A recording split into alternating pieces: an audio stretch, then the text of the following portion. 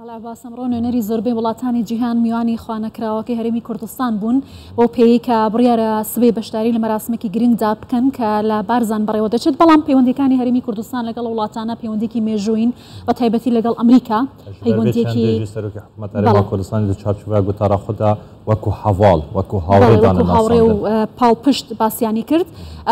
لە چەند ڕۆژی ڕابردووشدا دامەزراوەی ئەنجومەنی بازرگانی ئەمریکا کوردستان لە هەولێر کۆبوونەوە و ئەوان کۆمەڵێک پرۆژەی گرنگیان تاوتوێ کرد لەبارەت بەم بابەتانە قسە دەکەین پەیوەندیەکانی هەرێمی کوردستان لە بواری وەبەرهێنان و بازرگانی بە تایبەتی ئەو دۆستایەتیە کە لەگەڵ وڵاتانی جیهان هەیەتی میوانەکەمان بەڕێز بەیان سامی عەبدوڕەحمان نوێنەری حکوومەتی هەرێمی کوردستان لە ئەمریکا لە هەولێرەوە لەگەڵمانە ئەم کاتت باش بەخێر بێ بۆ کوردستان 24 بەیان خۆم شەب باش تو بخێراتی ji bo کوردستان 24 destpêkê em ji hatina vê şanda civata bazirganiya Amerîka Kurdistan destpêkên ku ev çend roja li herêma Kurdistanê gelek kombon hebûyîne. Destpêkê behsa giringiya peywendiyên herêma Kurdistanê digel welatê Amerîka bikein di çi azdane niha? Peywendiyê herêm li gel Amerîka gelekî baş e dibihêzine me dît pêş hefteyek baqilê me Barbara Leaf ku yaridederî wezîrê derveyê Amerîka hat bû vê derê û gelek îctimai baş kirin li vê derê û li Amerîka jî ez pêş heftekê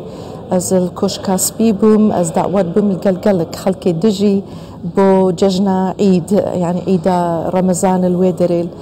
Koşka Spî çêkirin wekû dijî me elaqet gelek baş hene li gel Wezareta Derve û Wezareta Bergiriya Amerîka و هونجی زانن وزارت پشمرگه ما الگل وزارت برگری امریکا MOU یا یادداشتنامه امضا کرده افتشت همین نشان دن که علاقات حریم الگل امریکا اتباشنه و بهزنه. بەڵێ بەیان خان ساڵی ڕابردوو دە کۆمپانیای ئەمریکی سەر بەنجومەنی بازرگانی ئەمریکا کوردستان سەردانی هەرێمی کوردستانیان کرد بۆی کە لەباری دەرفەتەکانی وەبەرهێنان لە هەرێمی کوردستان قسە بکەن. کابینەی نوێمی حکوومەتی هەرێمی کوردستان تا چەندەم دەرفەتانی ڕەخساندووە چەندە ژینگەی هەرێمی کوردستان لەبارە بۆ وەبەرهێنەری بیانی چیتان کردووە لەم بوارەدا وەکو پەیوەندی؟ بەڕاستی ئێمە دەبینین کە کابینەی نۆ زۆر چالاکە لە بواری ئینڤستمنت یا وەبەرهێنان و ئەم شاندانە کە دێنە ئێرە ئەوان دەیانەوێ بزانن چه فرسەتی تر هەیە بۆ بزنس یا وەبەرهێنان لێرە یا هەگەر پێشتر وەبەرهێنانیان کرد بێ لێرە پرۆژە و بورە پرۆژە و شتیوایان هەبێت پێشتر لە کوردستان دایانەوەی زیادی بکەن گەورەتر بکەن بۆ نمونە ئەم شاندەکە ئەم جارە هات بوو ئەم سێ چار ڕۆژە لێرە بوون هەندێک لەو شەریکانە شەریکاتی نەوت و غاز بوون و هەندێک لەوان دەیانەوەی دووبارە ئیستیسمار بکەن لە بواری نەوت و غاز لە کوردستان هەندێک شەریکاتی تر هەبوون لە بواری ئەمنی و بڵێن کاروباری بەرگری ئەوانیش دایانەوەی ئیشی خۆیان لێرە فراوانتر بکەن هەندێک شەریکاتی تر هاتبوون یەکەم جار بوو کە هاتبوونە کوردستان ئەو شاندانە زۆر گرنگن لەبەر ئەو ئەمریکیانە یا برادرانی ئەجنەبی ئێمە دەتوانن بە چاوی خۆیان ببینن کە کوردستان ئارامە کە دەرگای کوردستان ئاواڵەیە بۆ ئەوانەی کە دایانەوێ لێرە بزنس بکەن یا ئیستیسمار بکەن. باشە بەیان خان سەرۆکێ شاندێ بەریا دو ڕۆژەکان هەرێما کوردستانی کونها هەرێما کوردستانەیە میوانی کوردستان 24 بۆ بەحسا گرنگیە ژینگێ هەرێما کوردستانê dikir ji bo weberhênanê pesna herêma Kurdistanê û yasaya weberhênanê li herêma Kurdistanê kir. Ew şerîkatê hatin, ew kompaniyên hatin zêtir di warê enerjiyê da, di warê bergirî û asayişê da li herêma Kurdistanê kar dikin. Di warê kuştûkalî û pîşesazî we çi kiriye, wan bijin bername planê hewe çi ne ji bo vê çendê ku dîwan varane ji da kar bikin li herêma Kurdistanê. ئەف شاندا هاتی شەریکاتێت کشت و کاڵژی تێدا هەبوون ئێکشوان تشتێکی شغلەکی دەست پێکەنە سلێمانی و محاولەتکەن هەولێر یا دۆهۆکژی تشتێکی چێکەن و وەکو دژی مەها 6 ژوورا بازرگانیە ئەمریکی US Chamber of Commerce جورا بازرگانی امریکی ایتا کردستان و او شاند خاص ايش كشتو كال ريا هم الشركات القل ويش شاندي اينا البواري كشتو كال ايشتكن افجي براستف بشنيارا جنابي سروكي حكومت بو رزدار مسرور بارزاني باقلم هگر تي بيرامه بسالة 2019 بو آخر جار جنابي كاك مسرور القل جورا بازرگاني رونشت بو الفيدري الكردستاني ووي چاغي قوتوان كشتوكال قلق مهمش كردستاني را اش آبوريا مرة و آينديا مرة و از قلق خوشحالم كأف دسي سالنا عمل سرد شغلن و انشالله مهاشش او شاندا بازرگانی جورا بازرگانی او جیه اینا ویدری بالا بیان خان لا ماوی رابردو دا کابینی نوی به حکومت یاریمی کردستان دستی به پروسه کی گرین کرد اویش با دیجیتالی کردنی پروسه کاروبارکان بولا حکومت یاریمی کردستان پیدانی ویزا به هولاتیانی بیانی لرگی آنلاین و آسان کاری کی زور دکات با برهنرانی که بیانی بین هریمی کردستان اما تا چند گرینگا لا برودانی زیاتر و برو پیش بردنی پیوندی کان توانی و توانه لمبواره دا استفاده لم پروسه و پروژه بکن صد بو اواني كبزنس دكان خاصة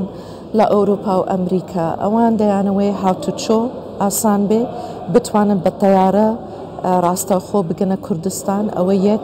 دو ديانوي بزانن كأو شوينة آرامة سقامجيري تيدا هيا اوش من هيا سي او بروسي ديجيتاليزيشن که هموش تک با کمپیوتر بکره اوش آسان کاریه اوش بشه ل کشانوی و برهنر بو کردستان امن نمونه که زور خوشم هیا ام شانده که ام سه چار روزه لیره بون یکیک لو برادرانه تینه گیش بو که دبی داوای ویزا بکه گیش بو مطار لامریکا لمطار پیان گود بو تو ناتوانی سواری تیاره بی لبر ویزات نیه لو داری بالتلفون شو سر ويب سايتي حكومتي هرم بالتلفون همو ناو عنوان وشتي خوي بركرد فومكاي بركرد ل5 دقيقة يكسر فيزاي ورقرد او آسان كاريه بو وبرهنان او سركوتنكي قوريه زور باشا بيان خان وكد زاني انها امريكا مزنترين قنصل خانه خال سر آسي جهاني از باورم هرما كردستان دروز ديكتن هشتا به تمام نبويه دلانی گشت و گذاری دا یعنی هبونا امنیت زور آسایش زور الهرم کردستان ده واری گشت و گذاری دا پلان هوا چنه جبو و چنده کو کمپانیین کارکرین ده گشت و گذاری دا لامریکا بین هرم کردستان و برهنان بکن یان بری گشتیار امریکی بدنه سیمای جوان یان خوزای جوان هرم کردستانه براستي بو كشانوي تورست لأمريكا يعني أوروبا بو كردستان دبي جرخاني بهستر من هبي لكردستان بو قشتو گزاري بو نمونا أمريكي و أوروبي أوان ديانوي هوتيلا كان همويان انترنت يان هبي همويان نازارم هندك خدمة گزاري يان هبي كهمو هوتيلك نيتي اوش بسعركي زورة يعني همو خلق ناتواني تحمل بك بلام اوان دتوانن اوان لاشتواء دقرين وكو تريش بونمونا هقر بتشن شوينك دروي الشاركان بتشن شوينك تشياو اشتواء خوشي تيدا هبي هر دبي خصمت گزاري لوي دريش هبي يعني اوشتانا قرنگن بو تورستكاني امريكي اوروبي بيان خل لسر چاي كورك باشترين بروجي گشتياري هيا بارم او ميوان النهال هرما كردستان نشتبه يجي بشكل والله بيستومه قد نتشومه ان شاء الله ديشيب در فتح بيتن بيان خان اگر نتشومه بلام بيستومه هر جایی که خوشه ببینه شبوه چنده که واقعی بو خلق امریکا بحث بکه بيان خان صبحی مزنترین ایونتا سیاسی دیپلماسی الهرما كردستان یا جهانی الهرما كردستان برای وجود لبارزان بشکا زورا دیپلماتکار برپرس کساتین سیاسی سراست جهان بجداری و ایونتین جبو وکنا مزخانه اجتماعی یا بارزانی اف ایونتا هویا مزنا سیاسی تا چند کاریگری لسر باشبونا پیوندین سیاسی دیپلماسی ده همو وارندا این هرما کردستان دیگل جهان در و دروز دیگن والله برأيام اف تسكفتك مزنة اف موزخانة تشتكي ميجويش كردستان رو قال كردستان رو تشتكي قال قرنجا ارشيف اجي دعوت بوم الوي ميواندارية جناب سروكي حكومة رئيسدار مسرور بارزاني اجي الوي دري بوم هناك خلق ديتنش يابان هاد بون اش فرنسا بريطانيا امريكا استراليا هم الشرق الأوسط يعني خلق قالك هادبون هندك دوسة كردستان كفن يعني بيجيه 6 سال بيشنها هادبون كردستان هناك شوان نونا تازنا يعني افتكاليا او دوستة كفن ودوستة نو القل كردا القل ما القل ان شاء الله جنابي السروق جي صباه الويدرد بي يعني افتشت هم قالكي قرنقا ومهمة امجي وك كرد ام موزخانش خوره چه بکن ام چیروکا کردستان اش خلق در بیجی نه اوش مره بیجن حتی نها چیروکا کردستان میجویا کردستان بدست دجمنا هات آخفتن السر اف اول جاره اف مدهید نها اف يعني اف 20 سالت نها ام بخود چیروکا خود بیجن خلق ده اف تشتكي قلق قرنقا وبرأيام اف موزخانه اف دعوتا مزن كو جنابي سروق بارزاني تشكر افتشتكي قلق قوريه ومجويه. بيان سامي عبد الرحمن نرى حكومة هرما كردستان لأمريكا لأنها لهرما كردستان الباشر هفريد قال ما بيقلك سباس شفشات. زور سباس.